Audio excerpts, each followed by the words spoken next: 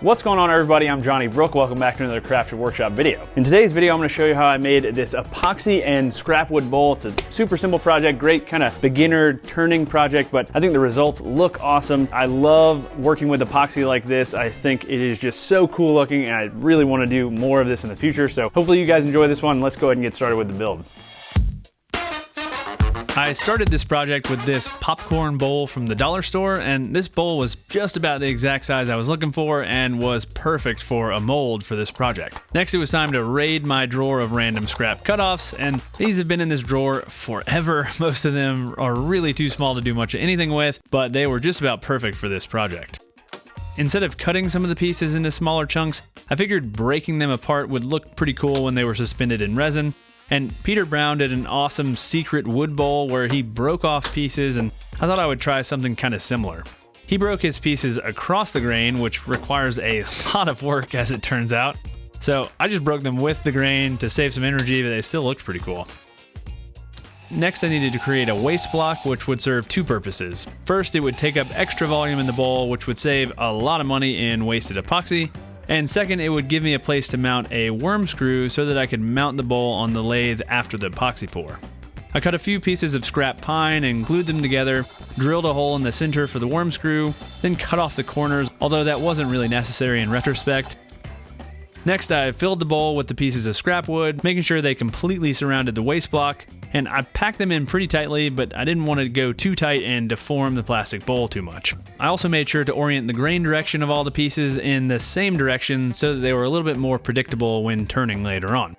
And once I was satisfied with the way everything looked, I added some painter's tape to keep the wood from floating when I added the epoxy. For the epoxy on this project, I used some of the leftover Epoxy liquid plastic from my river headboard build, which you should definitely go check out if you haven't already seen it. And one of the big advantages of this epoxy is that you can pour it at basically any depth. So I mixed 3 liters of epoxy in total using a 2-to-1 ratio of resin to hardener. Next, I added some blue and green pigment along with some pearl pigment and then stirred the epoxy really well. And it has an extremely long open time, so there's really no rush, which was kind of nice. After mixing, I could go ahead and pour the epoxy into the bowl, which went smoothly. 3 liters ended up being exactly how much I needed, like down to the drop, as luck would have it, so I didn't end up wasting any epoxy. One thing I probably should have done was let the epoxy sit for a few minutes after mixing, just to let more of the bubbles rise to the surface. Even letting it sit 5 to 10 minutes would have helped a lot. This epoxy does take a few days to cure, so most of the bubbles went away on their own, but I could have done a little bit of a better job getting them out before the pour. After pouring, I let the epoxy cure for 3 days, and then I could remove it from the mold. The color looked pretty dark when I removed it from the blank, but I knew it would look a lot lighter once the bowl was turned. Also, that pearl seems to kind of sink to the bottom, unfortunately, so I didn't get a ton of that pearl effect in the top half of the bowl. Next, I mounted the bowl on the lathe using the hole I drilled earlier for the worm screw, and in retrospect, I probably should have drilled this hole after the epoxy pour, as the waste block was a little bit off center, which meant the bowl was pretty out of round when I first mounted it on the lathe. This wasn't a huge deal because I wanted to remove that outer layer of epoxy to expose the wood anyway, but it would have probably saved me a little bit of hassle if I drilled the hole based on where the waste block was after the pour.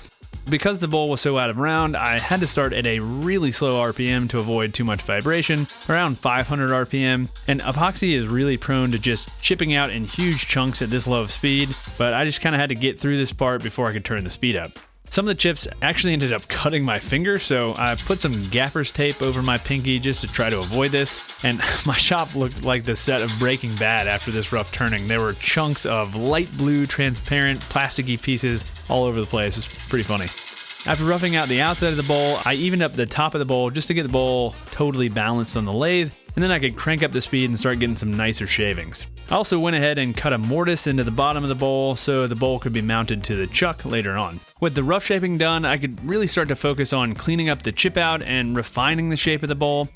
I used my Woodpecker's carbide turning tools for this project, and they were great at smoothing out the surface of the epoxy. I made a few shearing cuts on the outside of the bowl to get them really nice and clean, and that shearing cut is one of the main benefits of these ultra shear turning tools from Woodpecker's, the sponsor of this week's video. By adding a 45-degree bearing plane, which allows you to tilt the carbide tip 45 degrees, you can get a shearing cut that leaves a super smooth surface finish. Also, the inserts Woodpeckers uses on their Ultra Shear tools are the sharpest and longest lasting inserts on the market, and Woodpeckers tools are all made in the USA.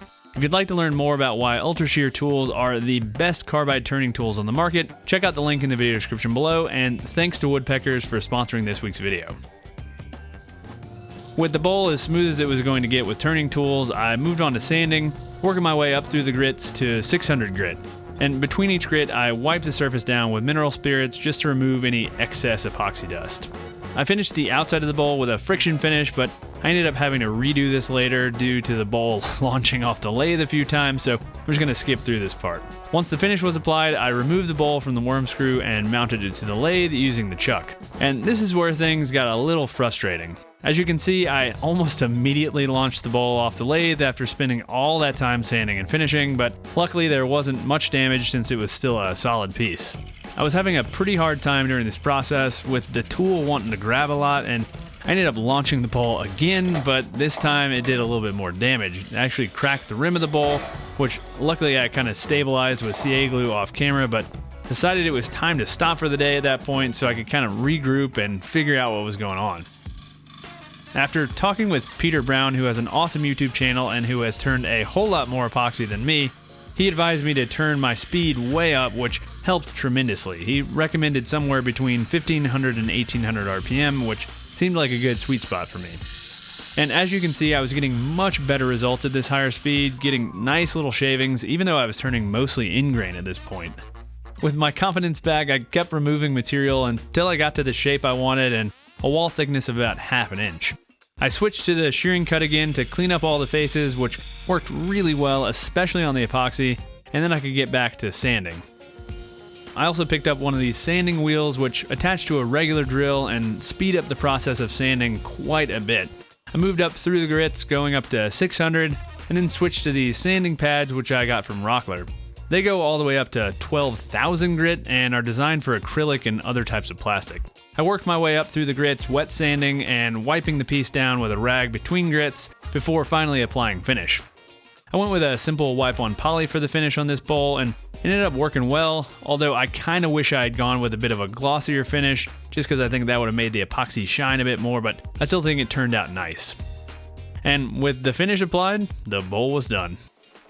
Alright, hopefully you guys enjoyed this one. I'm pretty happy with the way this came out. This is actually only the third thing I've ever turned. I was just thinking back and all three of them were bowls actually, but I feel like I'm finally reaching that point where I'm becoming a little bit more comfortable on the lathe, especially as I start to figure out, what speeds, how to hold my tools, that kind of thing. And I think this is by far the best thing I've turned so far. The wall thickness is nice and even. I got a really smooth surface finish right off the lathe. I didn't have to do a ton of sanding. I mean, epoxy requires a little bit more sanding than regular wood, but I think overall it turned out great. A few things that I'd probably change if I were to do this again. I really think this would have looked a lot better if I could have cast it in something like a vacuum chamber. There are some bubbles in here. It's not actually that bad. Most of them are actually on the bottom of the pieces of wood, so you really don't see them unless you're looking at the bowl upside down, but that definitely would have helped it look a little bit cleaner. Also, since that epoxy took so long to cure, unfortunately most of that metallic is here on the bottom, so you don't really get that kind of metallic effect up around the rim as much. So I would also maybe like to experiment with a little bit of a faster setting epoxy just so I can kind of get that cool metallic effect. Overall, I think it turned out great. I'm excited to mess around with this more. I still have a bunch of that epoxy left, so I'm kind of trying to think of other things I could cast in epoxy and turn it into something else because I just love the look. I'm a huge fan of Peter Brown's videos and Heath Knuckles, and there are all kinds of guys out there doing really cool kind of hybrid blanks and that kind of thing, and I just think it looks awesome. So hopefully you guys enjoyed this one. If you don't already, go ahead and get subscribed to the channel. I put out project videos like this